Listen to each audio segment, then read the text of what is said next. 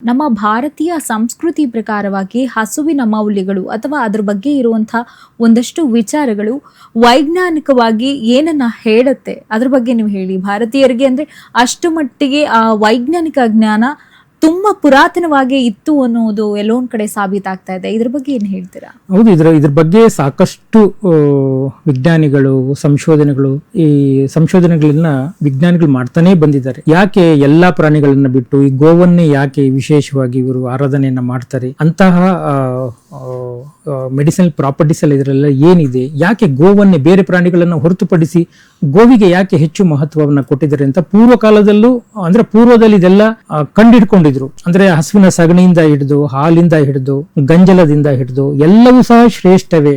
ಮನೆಗೆ ನಿಮ್ಗೆ ವೈರಸ್ಗಳು ಬರಬಾರ್ದು ಅಥವಾ ಬೇರೆ ಇನ್ನೇನು ಸಗಣಿ ಸಾರಿಸಿ ನೀವೆಲ್ಲ ನೆಲವನ್ನು ಅಚ್ಚುಕಟ್ಟು ಮಾಡಿದಾಗ ಅಲ್ಲಿ ಯಾವುದೇ ಕ್ರಿಮಿಕೀಟಗಳು ಬರಬಾರ್ದು ಅನ್ನೋ ಉದ್ದೇಶಕ್ಕೋಸ್ಕರವಾಗೂ ಸಹ ಮಾಡಿ. ಈಗ ಮಾವಿನ ಎಲೆಗಳನ್ನ ಅಥವಾ ಬೇವಿನ ಸೊಪ್ಪನ್ನು ಹೇಗೆ ನಾವು ಬಾಗಿಲಿಗೆಲ್ಲ ಹೇಗೆ ಕಟ್ಟಿ ಆಕಾಶದ ಸ್ವಚ್ಛತೆಯನ್ನ ಅಥವಾ ವಾಯುವಿನ ಸ್ವಚ್ಛತೆಯನ್ನು ಹೇಗೆ ಮಾಡ್ತಾ ಇದೀವೋ, ಹಾಗೆ ಭೂಮಿಯಲ್ಲಿ ಇರುವಂತಹ ವೈರಾಣುಗಳು, ಸೂಕ್ಷ್ಮಾಣು ಜೀವಿಗಳು, ಕ್ರಿಮಿ ಕೀಟಗಳು ಬರದೇ ಇರಲಿಕ್ಕೆ ಹತೋಟಿ ಮಾಡಲಿಕ್ಕೆ ಈ ಸಗಣಿಯನ್ನು ಸಹ ಬಳಸ್ತಾ ಬಂದ್ರು. ಹಾಗಾಗಿ ಭೂಮಿಯ ರಕ್ಷಣೆಯ ಜೊತೆಗೆ, ಪ್ರಕೃತಿಯ ರಕ್ಷಣೆಯ ಜೊತೆಗೆ ಈ ಗಂಜಲವನ್ನ ನಾವು ಪ್ರತಿನಿತ್ಯ ಬಳಸ್ತಾ ಬಂದಿದ್ದೀವಿ. ಕೇವಲ ಗಂಜಲವಷ್ಟೇ ಅಲ್ಲ, ಬೇಕಾದಷ್ಟು ನಾನು ಹೇಳಿದಲ್ಲ ಸಗಣಿ, ಹಾಲು, ನಾವು ಇಷ್ಟನ್ನ ಪ್ರಾಡಕ್ಟ್ಸ್ ಬಳಸ್ಕೊಳ್ಳೋದೇ ಅಲ್ಲದೆ ಇದರ ಹಿಂದಿನ ವಿಜ್ಞಾನಗಳು ಅಂದ್ರೆ ಪೂರ್ವ ಅಂದ್ರೆ ತುಂಬಾ ಹಿಂದೆಯಿಂದನೂ ಸಹ ಸರ್ಚ್ ಮಾಡಿದರೆ ನಾವು ವಿ ಹ್ಯಾವ್ ರೀಸರ್ಚಿಂಗ್. ಸರ್ಚ್ ಅನ್ನುವಂಥದ್ದು ಆಲ್ರೆಡಿ ಆಗೋಗಿದೆ. ಗೋವಿನ ಬಗ್ಗೆ ಸರ್ಚ್ ಅನ್ನುವಂಥದ್ದು ಆಲ್ರೆಡಿ ಆಗೋಗಿದೆ. ನಾವು ಇವತ್ತು ಅದನ್ನ ರೀಸರ್ಚ್ ಮಾಡ್ತಾ ಇದ್ದೇವೆ. ಅಂದ್ರೆ ಪೂರ್ವದ ವಿಜ್ಞಾನಿಗಳು ಎಲ್ಲವನ್ನೂ ಸಹ ಇದನ್ನ ಕಂಡುಕೊಂಡಿದ್ರು, ಅದ್ರ ವಿಜ್ಞಾನಿಗಳನ್ನ ಕಂಡುಕೊಂಡಿದ್ರು. ಹೌದಾ, ಇದು ಸರಿನಾ?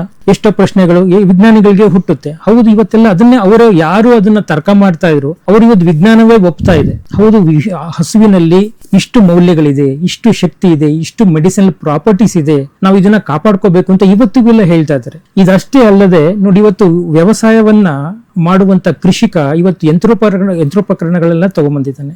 ಈ ಯಂತ್ರೋಪಕರಣಗಳು ಸಮಾಜಕ್ಕೆ ಅಂದ್ರೆ ನಮ್ಮ ಆರ್ಥಿಕ ಪರಿಸ್ಥಿತಿಯನ್ನು ನಮ್ಗೆ ಜಾಸ್ತಿ ಮಾಡಬಹುದು, ಆದ್ರೆ ನಮ್ಮ ಭೂಮಿಯ ಮೌಲ್ಯವನ್ನ ಜಾಸ್ತಿ ಮಾಡಬೇಕು ಅಂದ್ರೆ, ಭೂಮಿಯ ಸಾರಾಂಶವನ್ನ, ಭೂಮಿಯ ಸತ್ವವನ್ನ ಜಾಸ್ತಿ ಮಾಡಬೇಕು ಅಂದ್ರೆ ಗೋವಿನ ಧೂಳು ಅಥವಾ ಅದು ಗೊರಸಲು ಅಂತ ಕರೀತೇವೆ, ಅದು ಭೂಮಿಗೆ ಆ ಪಾದ ಸೋಕಬೇಕಂತೆ.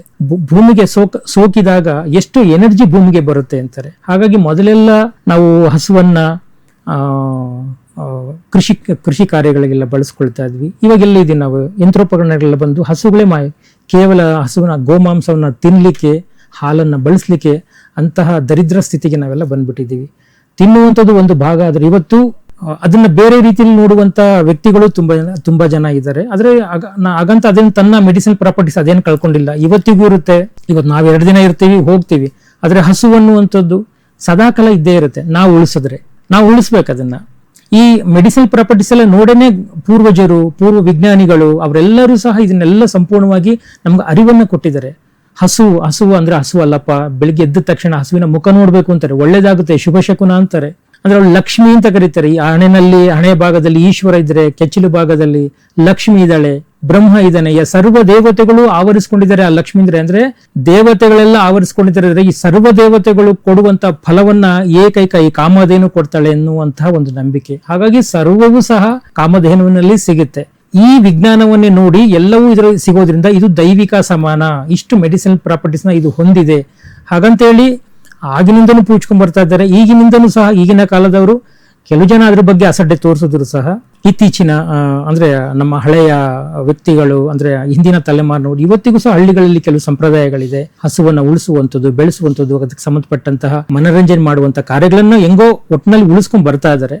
ಹಾಗಾಗಿ ಹಸುವನ್ನ ಉಳಿಸುವಂಥದ್ದು ಕೇವಲ ಮನರಂಜನೆಗೆ, ಆಹಾರಕ್ಕೆ ಅಂತಲ್ಲ, ಅದು ದೈವಿಕವಾಗಿಯೂ ಸಹ ನಾನು ಹೇಳಿದ್ನಲ್ಲ, ಅಷ್ಟು 100 ಕೋಟಿ ದೇವರುಗಳು ಇರುವಂತಹ ಒಂದು ಜಾಗ ಯಾವ್ದಾದ್ರು ಅಂದ್ರೆ ಹಸು ಅಂತ. ಅಂದ್ರೆ ಎಲ್ಲ ಸಿಗುವಂಥದ್ದು ಗೋವಿನಲ್ಲೇ ಸಿಗುತ್ತೆ. ನಿಮ್ಗೆ ಏನ್ ಬೇಕು ಎಲ್ಲ ಸಿಗುತ್ತೆ. ಹಾಗಾಗಿ ಅದನ್ನ ದೈವಿಕವಾಗಿ ನೋಡ್ಕೊಂಡು ಅದನ್ನ ವಿಜ್ಞಾನವಾಗಿ ಕನ್ವರ್ಟ್ ಮಾಡಿದ್ರು.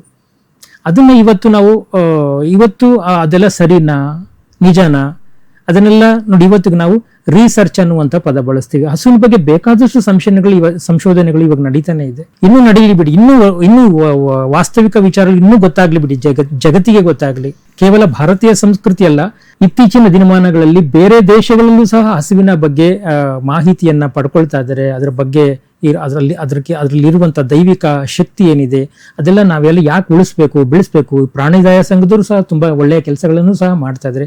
ವಿಶೇಷವಾಗಿ ಗೋರಕ್ಷಣೆಗಾಗಿ ಹೋರಾಡುವಂತ ತುಂಬಾ ವ್ಯಕ್ತಿಗಳಿದ್ದಾರೆ, ಅವರನ್ನು ನಾವು ಗೌರವಿಸ್ಬೇಕು. ನೋಡಿ, ಅಂಥವರಿಂದ ಇವತ್ತು ಹಸುವಿನ ಸಂತತಿ, ಗೋವುಗಳ ಸಂತತಿ ಉಳಿತಾ ಇದೆ. ಇದನ್ನ ನಾವು ಉಳಿಸಿ ಬೆಳೆಸುವಂತರು ನಾವೆಲ್ಲರೂ ಆಗ್ಬೇಕು.